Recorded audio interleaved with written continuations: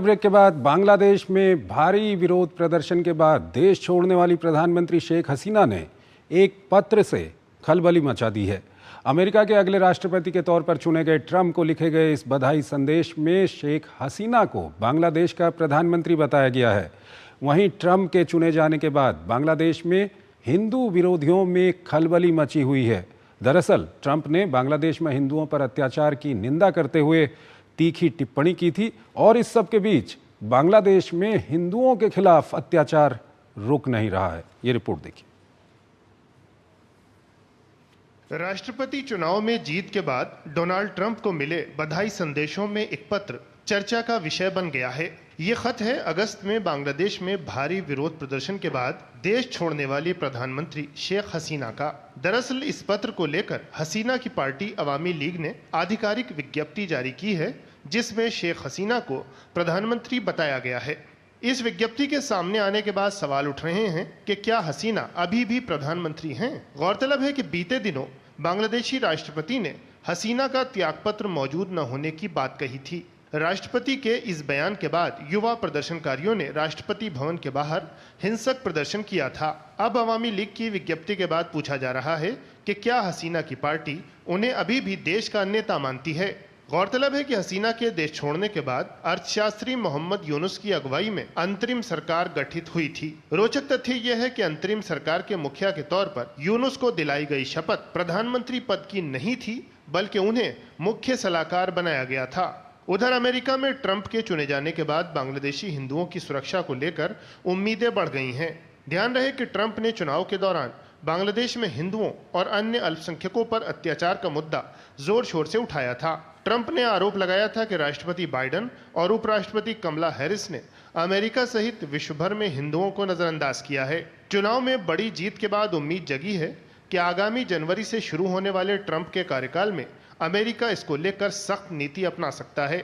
America Bangladesh पर दबाव डाल सकता है कि वहां हिंदुओं के उत्पीड़न और दमन का सिलसिला रोका जाए। गौरतलब है कि बांग्लादेश की अंतरिम सरकार पर आरोप लगते रहे हैं कि वो न केवल हिंदुओं और अन्य अल्पसंख्यकों को सुरक्षा नहीं दे रही है, बल्कि न्याय के लिए उठने वाली आवाजों को भी प्रताड़ित किया जा रहा है। प्रोफेसर स्वर्ण सिंह हमारे साथ जुड़े हुए हैं, विदेशी मामलों के जानकार हैं, उनसे हम बातचीत कर रहे हैं इस वक्त पे। प्रोफेसर स्वर्ण सिंह जी, अब ये जो एक नया सवाल खड़ा हो गया है, जो शेख हसीना की पार्टी की ओर से जो पत्र लिखा गया है डोनाल्ड ट्रंप को, उसमें शेख हसीना को बांग्लादेश का प्रधानमंत्री बताया गया है और उसके बाद बांग्लादेश में भी काफ़ी वहाँ पर विरोध प्रदर्शन देखे गए हैं। और इसमें ये भी काफ़ी महत्वपूर्ण हो जाता है कि बांग्लादेश के राष्ट्रपति ने साफ कहा था कि उनके पास जो शेख हसीना उस वक्त पे बांग्लादेश की प्रधानमंत्री थी, उनका कोई त्यागपत्र मौजूद नहीं है। क्या कुछ कहेंगे? देखें, सीमित तकनीकी या कानूनी नज़रिए से आप देखें जदीद, तो वो बात सही है कि जो अभी मोहम्मद यूनुस का पद है वो प्रधानमंत्री का पद नहीं है, वो चीफ एडवाइजर का पद है उनका। वहाँ शेख हसीना की सरकार औपचारिक रूप से रद्द नहीं की गई थी, सस्पेंड नहीं की थी, जब उसको खत्म नहीं किया गया था। और शेख हसीना का इस तरह का कोई। प्रोफेसर सिंह, एक मिनट के लिए आपको रोकना चाहूँगा। ये जो दृश्य हम दिखा रहे हैं, ये बिल्कुल पिछले 24 घंटे के अंदर के ये दृश्य हैं। ये बांग्लादेश के दृश्य हैं, वहाँ पर हिंदुओं पर हमले हो रहे हैं। बांग्लादेश की जो पुलिस है, बांग्लादेश की जो सेना है, वो वहाँ पर आकर हिंदुओं पर हमले कर रही है। ये दृश्य हम लगातार अपने इस बातचीत जब हम प्रोफेसर स्वर्ण सिंह से कर रहे हैं, हम लगातार अपने दर्शकों को दिखा रहे हैं। जी सर, आप अपनी बात जारी रखिए।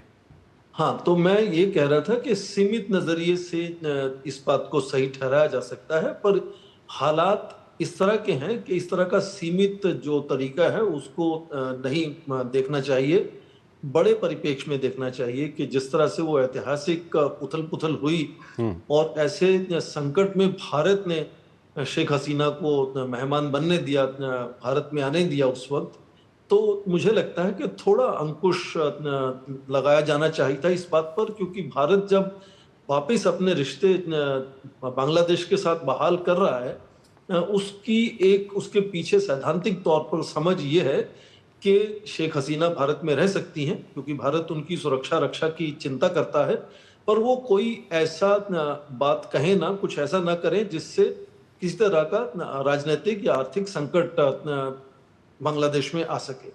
तो अभी तक उन्होंने ऐसा कुछ नहीं कहा या किया, और अभी ये पत्र से मुझे लगता है कि फिर से वो बात सामने आती है कि उनको किस तरह की अपने अंकुश अपने ऊपर लगाने चाहिए, किस तरह का व्यवहार करना चाहिए।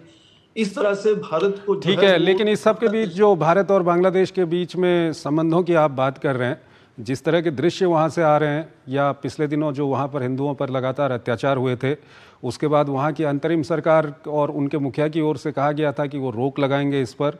उन्होंने थोड़ा बहुत कोशिश भी की थी, लेकिन वहाँ कोई असर होता हुआ नहीं दिख रहा है। ये जो दृश्य हम आपको दिखा रहे हैं, ये मानवाधिकार कार्यकर्ता तस्लीमा नसरीन की ओर से ये ट्वीट किए गए हैं, और चटगांव के ये दृश्य हैं।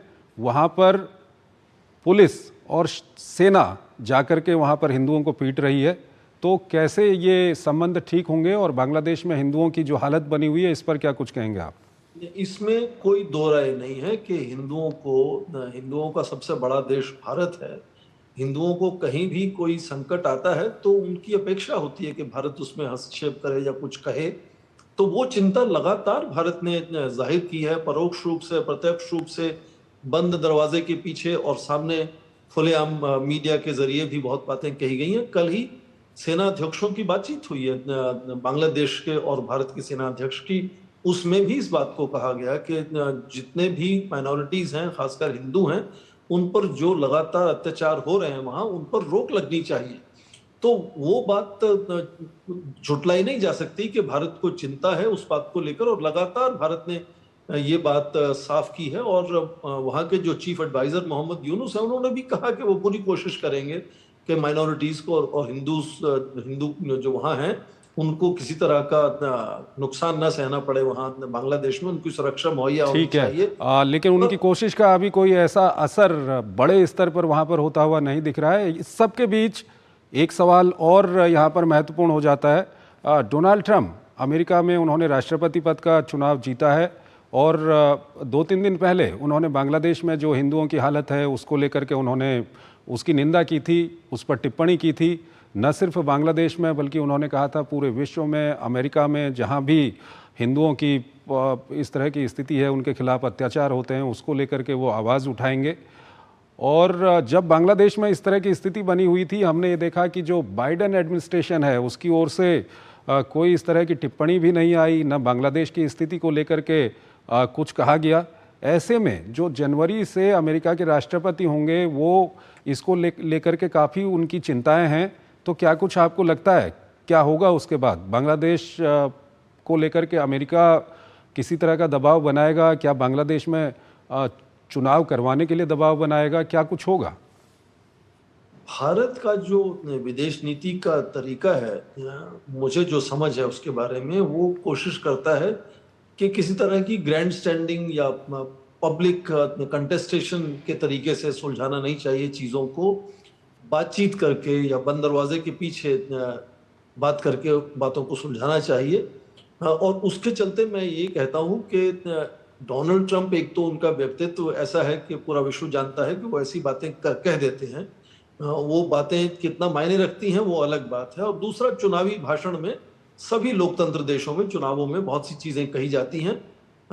मुझे नहीं लगता है कि इस बात पर बहुत तवज्जो होगी उनकी जब वो सत्ता में आएंगे। सत्ता के आने के बाद नेताओं को ध्यान रखना होता है कि वो जिससे कुछ नेगोशिएट करना चाह रहे हैं उनको आसान करें, उनको नेगोशिएशंस में एक्सेप्ट करने को जो भारत चाहता है उनसे, ताकि उनको मुश्किल ना करे। तो इस तरह से तनाव बनाने का तरीका मुझे लगता है अच्छा नहीं है, ठीक नहीं है। और खासकर जब वो मान चुकी हैं कि उनके पुत्र ने कह दिया बार बार कि वो वहाँ की राजनीति से हट चुकी हैं, तो फिर इस तरह से नहीं, वो ठीक है, लेकिन बांग्लादेश पर कई सारे सवाल उठ रहे हैं कि बांग्लादेश में चाहे अंतरिम सरकार वहाँ पर है, उसकी सबसे बड़ी जिम्मेदारी वहाँ पर यह है कि चुनाव करवाए, और चुनावों को लेकर के अभी तक कोई इस तरह का रिएक्शन उनकी ओर से नहीं आया है, और न ही अंतर्राष्ट्रीय समुदाय की ओर से, किसी बड़े देश की ओर से उनके ऊपर दबाव बनाने की कोशिश की जा रही है। बहुत बहुत शुक्रिया सर आपका हमारे इस कार्यक्रम में हमारे दर्शकों को ये सारी जानकारियाँ देने के लिए। और जाते जाते हम दर्शकों को